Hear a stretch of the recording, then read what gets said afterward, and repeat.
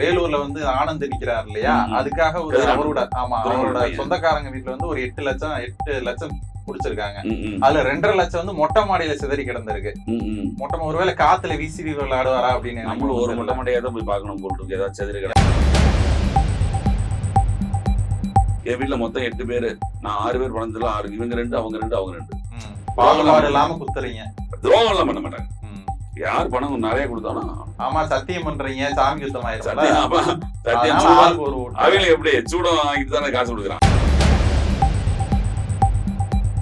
ட்ரெயின்ல போயிட்டு இருக்கும்போது ட்ரெயின்ல வந்து உள்ள தகவல் வந்துருக்கு, அவன் ஆப்போசிட் பார்ட்டி போட்டு கொடுப்பான்ல. ஆமா அவனா போட்டு கொடுத்துருக்கான். அதேதான் அண்ணாமலையே போட்டு கொடுத்ததா கேள்விப்பட்டேன். அப்படியா? அதான் உள்ளுக்குள்ளதான் உள்ளடி வேலை ஜாஸ்தியா தானே இருக்கு இங்க. அவனை போட்டு கொடுத்து இவனை போட்டு இவனை வீடியோ எடுக்கிறது, அவனை ஆடியோ எடுக்கிறது, ரெக்கார்ட் பண்றது. அவங்க ஒரு பெரிய ஒரு வீடியோ கேசட் கடையை நடத்துறாங்க போட்டு தமிழ்நாட்டு பிஜேபி. நமக்கு தெரியும். குருவும் சிஷியனும் பணத்தை கொட்டிட்டு இருக்காங்க. ஆமா 2 பேருமே தங்க தமிழ் செல்வனும் சரி, டிடிவியும் சரி அங்க கொட்டுது. வாழ்வாசாவ போறாங்க. இதுலயே ராம்நாடுல ஓபிஎஸ் உங்களுக்கு ஏகப்பட்ட பணம் கொட்டுதுன்றாங்க. பணம் செலவழிக்கிறார். ஓபிஎஸ் கொஞ்சம் கஞ்ச பேர் வழின்னு கேள்விப்பட்டேன். மளிகை கடை வாங்க போறவன் எல்லாம் அவங்க தான் பிடிப்பாங்க. இதுல ஒரு சூட்சமா அந்த மருதமலை காமெடி மாதிரி ஒரு சம்பவம் பண்ணிருக்காங்க. திருப்பூர்ல ஒரு பிச்சைக்காரிட்ட போய் பணத்தை பிடிங்கிருக்காங்க. அவங்க ஒரு 1.5 லட்சம் வச்சிருந்தாங்களாம். இப்ப நாம் தமிழரை பாத்தீங்கன்னா அவங்க பணம் கொடுக்கறது இல்ல, வாங்குறதோட சரி, அவங்க கொடுக்கறது இல்ல. கொடுக்கறது யாரும் கொடுக்குறது எனக்கு தெரிஞ்சு யார்ட்டையும் அவங்க எவனாச்சும் வெளிநாட்டுல இருந்தா அவங்ககிட்ட இருந்து வாங்கிட்டு முட்டை அப்படி அது அப்புறம் வாங்க. அது கட்சி நிதி வாங்க. எங்க தேர்தல் பத்திரத்துக்கு மேல இவங்க எல்லாம் வாங்கினாங்க. நாம் தமிழர் வாங்கினா தப்பா? வணக்கம், இது ஹை அப்பா நியூஸின் பேசாத பேச்சலாம் நிகழ்ச்சி. இதில் அரசியல் பேசுவோம், சினிமா பேசுவோம், சமூக நிகழ்வுகளை பற்றி பேசுவோம், மொத்தத்தில் உண்மையை பேசுவோம், அதை காரசாரமாகவும் பேசுவோம். இப்பொழுது நாடாளுமன்ற தேர்தல் நெருங்கி கொண்டிருக்கும் வேளையில் இங்கு நடக்கக்கூடிய தேர்தல் கூத்துக்களை பற்றி இன்று பேச போகிறோம். வணக்கம். வணக்கம் சார். நல்லா இருக்கீங்களா? நல்லா இருக்கேன் சார். வெளியூர்ல எதுவும் போனீங்களா? இல்ல சார், இங்கதான் இருக்கேன். நான் வெளியூர்ல இருந்து வந்தேன். இந்த ஊர்ல இருந்து வந்தேன். எத்தனை இடத்துல தடுத்தாங்க, எவ்வளவு பிடிச்சாங்க? நான் ஒரு 50,000 ரூபாய் கொண்டு வரலாம்னு ட்ரை பண்ணேன். 50,000 சும்மா சொன்னேன். வருங்க 5,000 ரூபாய் கொண்டு வரதுக்கு நம்மளால முடியாது. ஆனா அதுக்கு பாத்தீங்கன்னா ஒரு ஒவ்வொரு டோல்கேட் பாட்டு தாண்டறோம் பாருங்க, அங்கங்க ஆள்லிக்கிறான் பிடிக்கிறது. அவ்வளவு மும்முரமா இருக்கும், தீவிரமா இருக்காங்க. பிடிச்ச அப்படி இந்த தடவை தான் மக்களாட்சி அந்த பக்கம் தனியா கொடுத்து கொண்டு போயிட்டே இருக்கானே.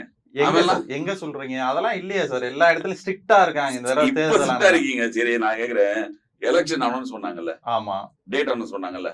அதுக்கு காலையில இருந்து பிரேக்கிங் நியூஸ் போகுது. இன்று சாயந்தரம் இப்போ 3 மணிக்குள்ள எலெக்ஷன் டேட் அனௌன்ஸ் பண்ண போறாங்க அப்படின்ட்டு. அனௌன்ஸ் பண்ணதுல இருந்து உங்களுக்கு தேர்தல் நடத்தை விதிமுறைகள் வந்துடும், எல்லாருக்கும் தெரியும். ஆமா, அமலுக்கு வந்துடும். நீ 3 மணிக்கு தான் அனௌன்ஸ் பண்ற, 2 மணி வரைக்கும் பணத்தெல்லாம் கொண்டு தொகுதியில சேர்த்துருப்பானே. அப்படி சேர்த்தது பத்தலன்னு இப்ப கூட எங்கேயோ பிடிச்சாங்களே, நான் ஒரு 4 கோடி. அது எங்க? நயினார் நாகேந்திரன். அது அவருதே இல்லையாமே. அவருது இல்லாம அதை பிடிச்சவங்க ஏது ஒத்துக்குவாங்களா? என்னங்க, அவருதான் இல்ல. எனக்கு திமுக தான் 4 கோடி கொடுத்து இந்த சதி பண்ணுது. ஆச்சரியமா இருக்கு. இப்ப நம்மளாம் நிக்கிறோம், நம்மளே 4 கோடி கொடுக்க மாட்டேன்றான். அதுக்கு நீங்க எம்பி சீட்ல நிக்கணும். அது பாஜக. இன்னொன்னு, இப்போ இந்த ஒரு டேங்கர் பிடிச்சாயிருமோ ஒரு போன எலெக்ஷனுக்கு முன்னால. 2016 சட்டமன்ற அது யாருதுன்னே தெரியாம இருந்துச்சு. நாங்க முதல்ல அப்புறம் எஸ்பிஐ எதுனாங்க, என்னாச்சுன்னே தெரியல. என்னங்க, ஜெயலலிதா கண்டெய்னர் தான் ஊர் உலகத்தை வெளியில பேசினாங்க. உண்மைன்னு ஒண்ணு தெரியணும்ல. சரி, எஸ்பிஐ சொன்னாங்க, அது என்ன ரிசல்ட் தெரியல. எஸ்பிஐ உடனே சொல்லாம ஒரு சிபிஐ அறிக்கை வந்து அவை வந்து கண்டுபிடிச்சாதான் அது எஸ்பிஐ. என்ன அது மாதிரி திருடங்க யாராவது புடிச்சோன்னு என்னன்னு சொல்லுவாங்களா, ஒத்துக்குவாங்களா? நடந்ததை நீங்க பாத்தீங்களா? என்னன்னு, அது வந்து ட்ரெயின்ல 3 பேர் போயிட்டு இருக்காங்க. ட்ரெயின்ல போயிட்டு இருக்கும்போது ட்ரெயின்ல வந்து உள்ள தகவல் வந்துருக்கு, அவன் ஆப்போசிட் பார்ட்டி போட்டு கொடுப்பான்ல. ஆமா, அவனா போட்டு கொடுத்துருக்கான். அதேதான் அண்ணாமலையே போட்டு கொடுத்ததா கேள்விப்பட்டேன். அப்படியா? அதான் உள்ளுக்குள்ளதான் உள்ளடி வேலை ஜாஸ்தியா தானே இருக்கு இங்க. அவனை போட்டு கொடுத்து இவனை போட்டு இவனை வீடியோ எடுக்கிறது, அவனை ஆடியோ எடுக்கிறது, ரெக்கார்ட் பண்றது. அவங்க ஒரு பெரிய ஒரு வீடியோ கேசட் கடையை நடத்துறாங்க போட்டு தமிழ்நாடு பிஜேபி. எப்பயுமே கையில கேமராவோட அடுத்த நித்யானந்தா குரூப் ஆயிடுவாங்க. கேமராவோட இருப்பாங்க போல இருக்கு. அவனோட ஆடியோ ரிலீஸ் பண்றாங்க, வீடியோ ரிலீஸ் பண்றானுங்க. ஒரு குரூப்பே அப்படியே அலையிறானு போல இருக்கு. அங்க ஏற்கனவே பஞ்சாயத்து சீனியர்ஸ் அண்ணாமலை பிரச்சனை நிறைய இருக்குல்ல. அதனால அவங்களே நடந்திருக்கலாம். என்னன்னு, ஏன்னா நயினார் நாகேந்திரனுக்கு அங்க கொஞ்சம் வெற்றி வாய்ப்பு பிரகாசமா இருக்கிற மாதிரி கேள்வி. பிரகாசமா இருந்தா பாஜக ஒண்ணு கிடைச்சா அவருக்கு தானே சந்தோஷம். அண்ணாமலைக்கு அதையும் அண்ணாமலை தோத்துட்டாருன்னா என்னங்க, அண்ணாமலை வேணும்னா அவர்கிட்ட ஒரு கோடி வாங்கிக்கிட்டா அவரு கூட அவங்களுக்கு தொகுதியில செலவழிச்சுக்கிட்டா இல்ல ஒரே கூட்டணி தான். இங்க உங்களுக்கு தொகுதி பிரச்சனை கிடையாதுல்ல. பணம் வேணும்னா வச்சுக்கலாம். 4 கோடியை பியூஸ் போடுங்கன்னா எப்படிங்க? பாவம் இல்லையா? சொன்னா அது கரெக்டா இவரோட அவர்கிட்ட ஒரு ஹோட்டல் வச்சிருக்காங்க. ஆமா, ஹோட்டலோட மேனேஜர். ஆமா, ஹோட்டல் மேனேஜர் பிடிச்சானா ஏது இல்ல அப்படின்னா ஹோட்டல் மேனேஜர் 4 கோடி ரூபாய் வச்சிருப்பாரு. அதாவது அவருக்கு நெருக்கமானவங்க தானே. ஆனா அது என்னது இல்ல, எனக்கு திமுக அது சதி வேலைன்னு அடிச்சு சொல்றாரு. இவருக்கு நெருக்கமானவங்களை பிடிச்சி திமுக காரங்க பணம் கொடுத்து விட்டாங்களா? இது நயினாராயணன் மட்டும் சொல்லல, இது எல்லா இடத்துலயும் இந்த பிரச்சனை இருக்கு. திமுகவும் பணம் கொட்டு இறக்குது இப்ப வேணாம். ஆமா, இப்ப பார்த்தேன். இப்ப இன்னைக்கு காலையில ஒரு சம்பவம் நடந்திருக்கு. வேலூர்ல தொகுதி நிதின்ற மாதிரி வேலூர்ல வந்து ஆனந்த் நிக்கிறார் இல்லையா? அதுக்காக ஒரு அவரோட சொந்தக்காரங்க வீட்டுல வந்து ஒரு 8 லட்சம் புடிச்சிருக்காங்க. அதுல 2.5 லட்சம் வந்து மொட்டை மாடியில சிதறி கிடந்திருக்கு. ஒருவேளை காத்துல வீசி விளையாடுவாரா அப்படின்னு ஒரு மொட்டை மாடியா தான் போய் பார்க்கணும் போல் இருக்கு. ஏதாச்சும் இருக்குன்னு தான் நினைக்கிறேன். காத்துல பறந்து வந்தா போய் எடுத்துக்க வேண்டியதுதான். இதுல என்னன்னா, ஒரு காமனாவே ஒரு கேண்டிடேட் இன்னைக்கு எலெக்ஷன்ல நின்னு அவன் வந்து நீ ஜெயிக்கிறதுக்கு இல்ல, அவன் நின்னு செலவழிக்கிறதுக்கு நீங்க 50 கோடி ரூபாய் எல்லாம் பண்ண முடியாது. 50 கோடி? ஆமா. இன்னைக்கு ஒரு எம்பி கேண்டிடேட்டுக்கு ஏன்னா உங்களுக்கு பூத் கமிட்டியில ஆரம்பிச்சு ஒவ்வொரு கட்சி பூத் கமிட்டி இருக்கு. பூத் கமிட்டி இல்லாம உங்களுக்கு வந்து வாக்கு தேர்தல் ஆணையம் 95 லட்சம் சொன்னது சும்மா எல்லாம் சொல்ல தேர்தல் ஆணையம் தெரியாதா? ஒருத்தன் 95 லட்சத்துக்கு ஒருத்தன் வந்து எம்பிஸ் நின்னு ஜெயிச்சிட முடியுமா? ஜெயிக்கிறத முடியுங்க. அது இல்லாமயே கூட ஜெயிப்பாங்கன்றாங்க. அதுதான் மக்களாட்சி முறை. நீங்க போங்க, ஓட்டு கேளுங்க, அதுலயே கொடுத்துருவாங்க. எப்படி போவாங்க? சரி போனோம். அப்ப நீங்க என்ன ஓட்டு போடுறதுக்கு காசு கொடுத்தா? நான் ஓட்டு போற காசுக்கே வரல, அதுக்கே வரல. அது இல்லாம நான் சொல்றேன். இல்லாம ஒரு வார்டுக்கு எடுத்தீங்கன்னா ஒரு வார்டுல வந்து ஒரு 19 பூத் கமிட்டி அமைக்கணும். ஒவ்வொரு கட்சியுமே அமைக்கணும். அந்த பூத் கமிட்டி வாயிலால தான் உங்களுக்கு வந்து ஒரு போலிங் பூத்ல இருந்து ஆட்கள் வேணும், ஏஜென்ட் போடணும். அவனுக்கு ஒரு நாளைக்கு செலவு இருக்கு. ஏஜென்ட்னா பணம் கொடுக்குற ஏஜென்ட் இல்ல, அவங்க கட்சியோட ஏஜென்ட் இருக்காங்கல்ல, கட்சிக்கு ஏஜென்ட். ஒவ்வொரு இதுலயும் ஒவ்வொரு நீங்க பூத்லயும் 2 ஏஜென்ட் இருப்பாங்க. இது வந்து போலிங் அன்னைக்கு போலிங் முடிச்சிட்டு அது இது கவுண்டிங் இருக்கு பாருங்க, அது வரைக்கும் ஒவ்வொரு இதுக்கும் வார்டுக்கும் இவங்க பூத் கமிட்டி ஆள் இருக்கணும். அதை கொண்டு பாக்குறது வரைக்கும் ஆள் இருக்கும். நிர்வகிக்கிறதுக்காகவே எல்லா கட்சியிலையும் நீங்க பிஜேபி டிஎம்கேல இருந்து ஏடிஎம்கேல இருந்து பிஜேபியில இருந்து எல்லா கட்சிக்கும் பூத் கமிட்டின்னு ஆள் இருக்கணும். ஒரு பூத் கமிட்டிக்குன்னு மினிமம் 5 பேர் இருந்தாங்கன்னு வச்சுக்கோங்களேன். 19 பூத் கமிட்டி 5 பேர் கணக்கு போடுங்க. அவங்களுக்கு ஒரு நாள் செலவு என்னாச்சு? 3 வேளை சாப்பாடு. அவன் இருக்கிற வேலை விட்டு சும்மா வருவானா? அப்ப நீங்க சொல்ற பூத் கமிட்டி இவங்களுக்கே போச்சுன்னா அப்ப அந்த பணம் அதுவே உங்களுக்கு 10 கோடி ரூபாய் ஆயிடும். அப்ப அந்த மிட் நைட்ல கதவு தட்டி கொடுக்குற அதெல்லாம் எக்ஸ்ட்ரா, அதெல்லாம் 50க்கு மேல போறது. அப்ப அந்த பணம் எல்லாம் எங்க இருந்து வருது? என்ன எப்படி எங்க இருந்து? அதெல்லாம் சைட்ல அதெல்லாமே இவங்க எல்லாருமே பதிக்கிட்டாங்க. எல்லாமே முடிஞ்சு இது எல்லாருக்குமே தெரியும். எலெக்ஷன் முடிஞ்சது தெரியாதா? அதான் சொன்னேன். தெரிஞ்சதுனால தெரியாதுங்க. இல்லைன்னா எப்படி 95 லட்சம் போதும் அப்படின்னு 3 மணிக்கு நீ வந்து அனௌன்ஸ் பண்ற. ஆமா, எலெக்ஷன் டேட்டை அனௌன்ஸ் பண்ணதுல இருந்து தேர்தல் நடத்தை விதிகள் அமலுக்கு வருது. அவன் 2 மணி வரைக்கும் படத்தை போல சேர்த்துருவான்ல போய் எல்லா இடத்துலயும். அப்பயே கடத்திடுவாங்க. அதான் இப்ப நீங்க போன் பண்ணாலே நாங்க வர்றோம் அடிச்சு பிடிக்கிறோம்னு சொல்றாங்க. எல்லாம் சொல்லுவாங்க. இதுதான் எக்ஸ்ட்ரா. இப்ப 4 கோடி மாட்டினதுலாம் எக்ஸ்ட்ரா மாட்டினது. மொத்தம் இது வரைக்கும் இந்த 4 கோடி இல்லாம இதுக்கு நேத்து வரைக்கும் ஸ்டேட்மெண்ட் என்னன்னா 190, அதாவது 1,92 லட்சமா எவ்வளவு டோட்டலா பிடிச்சிருந்திருக்காங்க. மொத்தம் வந்து 200 கோடி பிடிச்சிருக்காங்க. 192 லட்சம் 200 கோடி கிட்ட பிடிச்சிட்டாங்க. அதுல அரசியல்வாதி பணம்னு பெருசா பிடி போடல. இந்த வாகன தணிக்கைன்னு பிடிக்கிறாங்க இல்லையா, அங்கங்க பிடிக்கிறது. இன்னொரு கூத்து நடந்திருக்கு. கீரை வாங்க போறவன், மளிகை கடை வாங்க போறவன் எல்லாம் அவங்க தான் பிடிப்பாங்க. இதுல ஒரு சூட்சமா அந்த மருதமலை காமெடி மாதிரி ஒரு சம்பவம் பண்ணிருக்காங்க. திருப்பூர்ல ஒரு பிச்சைக்காரிகிட்ட போய் பணத்தை பிடிங்கிருக்காங்க. அவங்க ஒரு 1.5 லட்சம் வச்சிருந்தாங்களாம்.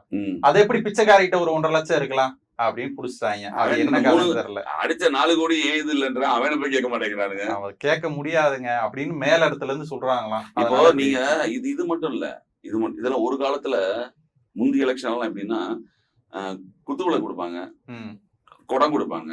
இதெல்லாம் முந்தி இருந்துச்சு. அப்புறம் மோதிரம் கூட கொடுத்தாங்க. அதெல்லாம் மாறி தினகரன் சொல்லுவாங்க குக்கர் கொடுத்தாருப்பாங்க. ஏன்னா குக்கர் சின்னம்ல, குக்கருக்குள்ள காசு இருந்துதான் குக்கருக்குள்ள பணம் இருந்துச்சுன்னாங்க. அப்புறம் 20 ரூபா நோட்டு இருந்துச்சுன்னாங்க. டோக்கன் கொடுத்தா அதை ஏமாத்திட்டதா வேற சொன்னாங்களே, அதனாலதான் அவர் வளரலன்னு கூட சொல்றாங்க. அந்த ஜெயிஸ்டாப்ல அவர் நான் கொடுக்கவே இல்லைன்ற, நான் 20 ரூபா நோட்டை நான் கொடுக்கவே இல்ல, அது பொய் அப்படின்னு அவர் சொல்றாரு. காசும் கொடுக்கலையா? 20 ரூபா நோட்டு. இப்ப தேனியில உங்களுக்கு தெரியும், தேனியில அங்க பணம் கொட்டுது.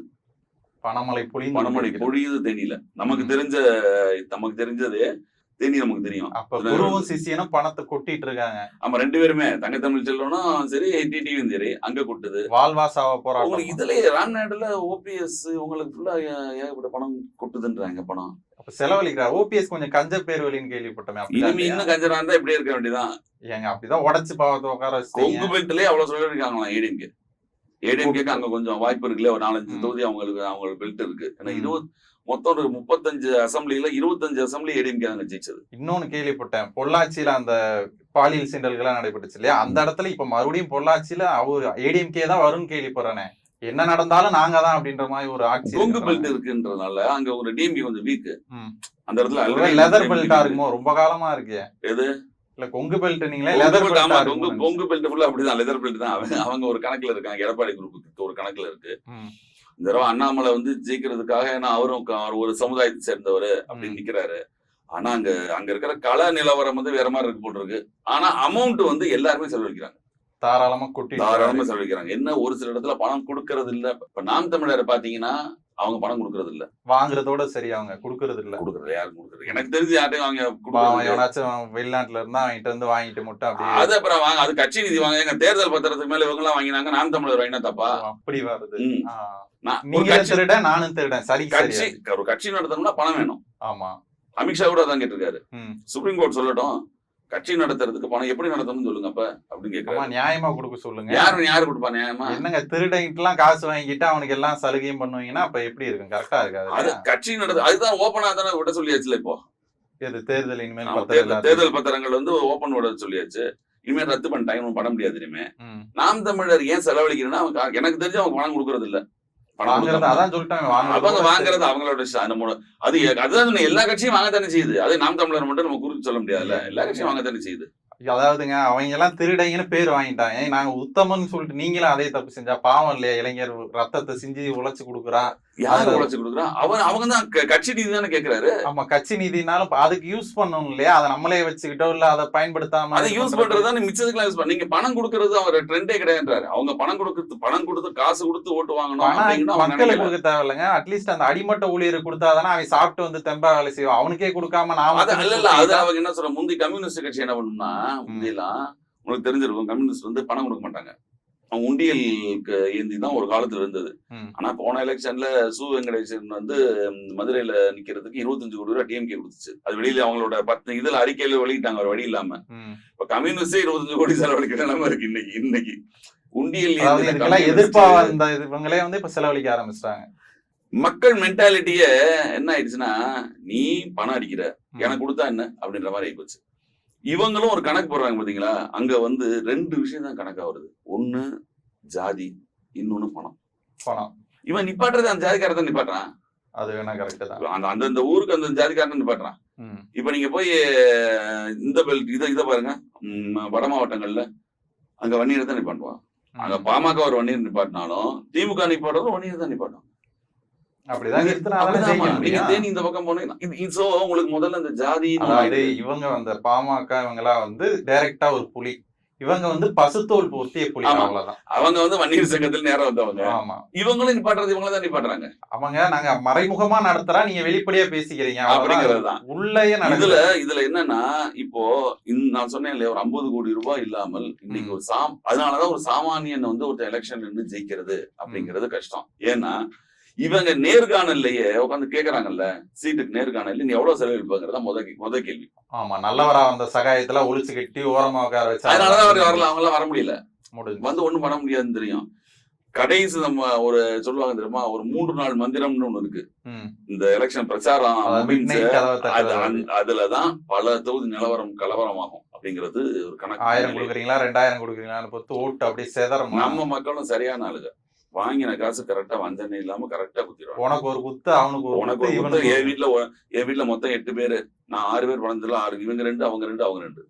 பாகுபாடு இல்லாம குத்துறீங்க, துரோகம் எல்லாம் பண்ண மாட்டாங்க. யார் பணம் நிறைய கொடுத்தாலும் ஆமா சத்தியம் பண்றீங்க, சாமி குத்தம் ஆயிரும். அவங்க எப்படி சூடம் வாங்கிட்டு தானே காசு கொடுக்குறான், சத்தியம் வாங்கிட்டு காசு கொடுக்குறான். நேர்மைக்கு விளவ மாட்டாங்க. வேட்டி போட்டு தாண்டதா கூட கேள்விப்பட்டேன், வேட்டியை தாண்டி தான் எடுக்கணுமா?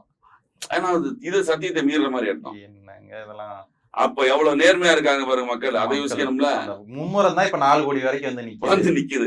இன்னும் என்னென்ன நடக்க போகுதுன்னு 10 நாள் கலவரங்கள்லாம் இருக்கு, என்ன நடக்க போகுதுன்னு தெரியல. திருந்திட்டாங்கன்னு கேள்விப்பட்டேன். இனிமேல் யாருமே பணம் கொடுக்க மாட்டாங்கன்ற மாதிரி ஒரு பணம் எல்லாம் கொடுத்தாச்சு, கொடுத்தே போய் ஸ்பாட்ல போய் சேர்ந்துருச்சு. என்ன அதுதாங்க இதுல என்ன பாக்குறோம்னா, இதுல இப்போ வந்து வெளியில வந்தது இது ஒண்ணுதான், வெளியில நமக்கு தெரிஞ்சது. ஏன் அப்படின்னா இதெல்லாம் ஒரு பெரிய அமௌண்ட்னால, மிச்ச அமௌண்ட் எல்லாம் போய் சேஃப்டியா எல்லா இடத்துக்கும் போயிருச்சு. எல்லாருக்கும் தெரியும், எல்லா கட்சிக்காரரும் பணம் கொடுக்குறான்ட்டு. அப்ப தேர்தல் ஆணையம் அந்த தேர்தல் தெரியாமல இருக்கு, தேர்தல் தெரியாமல இருக்கு. ஏங்க தெரியலங்க, இல்லைன்னா பிச்சைக்காரியை பிடிச்சவங்க அவங்களை பிடிக்க அவங்களுக்கு தெரிஞ்சது அவதான், அந்த அம்மா தான் பாவம். அடுப்பு கறி விக்கிறவங்க இந்த மாதிரி இழிச்சவன் எவனாச்சும் கிடைச்சா, எவன் மல்லிகை கடை வச்சிருக்கான், அவன் வாங்கிட்டு வர இந்த மீட்டில் வருவாங்க தெரியும் பாவம், அவன் மல்லிகை கடை வச்சு பொழைக்க வந்தவன். சரி, அவன் வந்து 20,000 ரூபாய் கொண்டு போகாம எப்படி சாமான் வாங்க முடியும்? ஆமா, அப்படிதாங்க. அப்படிதான் கூட குறையா கொண்டு வரீங்க, அதுல வேணுமாமே இதுக்குதான் கொண்டு போறேன்ற மாதிரி ஒரு ஸ்கிரிப்ட் வேணும்ன்றாங்க. அது இல்லைன்னா அது யார் கொடுத்தா? இப்ப நீங்களே ஒரு ஏஜென்டா இருப்பீங்க, பக்கத்து மாவட்டத்துக்கு கொண்டு போய் கடத்திட்டீங்கன்னா என்ன பண்றது? ஒவ்வொருத்தனுக்கு 50,000 கொடுத்து விட்டா கூட வந்துடும் இல்லையா? அவன் கட்சிக்காரன்னு ஒரு 1000 பேர் இருக்கான், அப்படி பணம் கொடுத்து மாத்திருவாங்கன்றதுனாலதான் அவங்கள புடிச்சு ஏன் எதுக்குன்னு விசாரிக்கிறாங்க. இது எல்லாமே மாத்தியாச்சுன்றேன். இது எல்லாமே அங்க அணி முடிச்சாங்க, கடத்தையே முடிச்சுட்டாங்க, எல்லாம் முடிச்சாங்க. புடிபடுறது எல்லாமே சாமானியன் பாவம். அந்த கட்சி நிர்வாகி சாக்கடை தொட்டிலதான் இருக்கும்னு நினைக்கிறேன். இனிமேல பணம் எல்லாம் பெட்டி பெட்டியா தனியா இருக்கு. எல்லாம் எலெக்ஷன் லாஸ்ட்ல 3 நாள் இறங்க போகுது. இது எல்லா கட்சிக்கும் தெரியும். சரி, உங்களுக்கு எலெக்ஷன் கமிஷனுக்கும் தெரியும். சரி, எப்படி எல்லாம் வித்தியாசமா பாத்துருக்கீங்க உங்க அனுபவத்துல? ஏதாவது சொல்லுங்க. வித்தியாசமா பணம் கொடுக்கறது, மிட் நைட்ல பணம் கொடுக்கறது. நீங்க மளிகை சாமான் இருக்குல்ல, இது ஒரு ட்ரெண்ட் இருக்கு. மளிகை இந்த கடையில போய் வாங்கிக்கங்க அப்படின்றது. ஒரு 2000 ரூபாய்க்கு ஒரு வீட்டுக்கு ஒரு சின்ன டோக்கன் கொடுத்துட்டு அந்த கடையில போய் மளிகை சாமான் வாங்கிக்கலாம் 2000 ரூபாய்க்கு. இந்த மாதிரி நடந்திருக்கு. நான் என்ன நினைச்சேன், மளிகை பொருட்களுக்குள்ள கொடுத்தீங்கன்னா அதெல்லாம் வச்சாங்க, போன தடவை வச்சாங்க. என்னென்ன வரப்போன்னு தெரியும். அந்த லாஸ்ட் 3 நாள் இருக்குல்ல, அப்பதான் அவனுக்கு என்னென்ன கூத்து பண்ணாங்க. இப்ப இன்னும் கலவரம் முழுக்க பணம் கொடுக்கல. பணம் முன்னாலே கொடுக்க மாட்டாங்க. 10 நாளைக்கு முன்னாள் பணம் கொடுத்தீங்கன்னு வச்சுங்களேன், மக்கள் மறந்துடுவாங்கன்னு. அந்த கடைசி நாள் இருக்குல்ல, எலெக்ஷனுக்கு ஒரு 3 நாளைக்கு சூட்டோட கொடுத்தாதான் அது அப்படியே ஞாபகம் இருக்கும்னு கடைசி நாள் தான் கொடுப்பாங்க. டெண்டர் விடுற மாதிரி கேள்விப்பட்டேன். இப்ப திமுக எவ்வளவு கொடுக்க போகுதுன்னு உங்களுக்கு தெரியல. அப்ப யார் எப்படி எடுக்கிறது, எப்படி பிரிக்கிறது தெரியும். இப்ப நம்ம கேள்விப்பட்டபடி இவங்க 5000 ரூபாய் கொடுக்குறாங்க. 5000 ரூபாய் திமுக 5000 ரூபாய் கொடுக்குது. கிட்டத்தட்ட ஏடிஎம்கே அந்த அளவுக்கு கொடுக்கும். ஏடிஎம்கேவும் 5000. ஆமா, 5000 கிட்ட வருது. பிஜேபி எல்லாம் 2000 அப்படின்றாங்க. 2000 தான். என்னங்க மத்திய ஆட்சி எவ்வளவு காசு வாங்கிருக்கு? 8000 கோடி 10,000 கோடி சம்பாதிச்சிருக்கீங்க. அதான் இந்தியா ஃபுல்லா கொடுக்கணும்ல, அதனால அதை கனெக்ட் பண்ணணும். இந்தியா ஃபுல்லா இவங்க இங்க அடிச்சது இங்க கொடுத்துடலாம்ல, அவ்வளவு. எல்லாருமே ஒரு ஆசை. இந்த இதுக்கு ஒரு மொத்தம் வந்து நீங்க 5000 கோடி ரூபாய் இல்லாம எலெக்ஷன் இவங்களால இது பண்ண முடியாது, நடத்த முடியாது. இவங்களுக்கே தெரியும். இங்க 5000 கோடி செலவு பண்ணிட்டு ஒரு தேர்தல் நடத்துக்கு 150 கோடி செலவாகுதுன்னு அழுகுறாங்க. 5000 கோடி இருக்கே, அப்புறம் என்ன இதெல்லாம் என்ன பெரிய பிரச்சனை? எல்லாம் அழுது அவங்களுக்கு உண்மை தெரியும். எல்லாருக்கும் எலெக்ஷன் கமிஷனுக்கும் தெரியும், எல்லாம் தெரியும், பார்த்துட்டு தான் இருப்பாங்க. இன்னும் வரப்போற நாட்கள்ல, கடைசி நாட்கள்ல என்னென்ன கூத்துக்கும் நடைபெற போகுதுன்னு தெரியும். அதை பத்தி நம்ம தொடர்ந்து பேசலாம், தொடர்ந்து பேசுவோம். மிக்க நன்றி, மகிழ்ச்சி.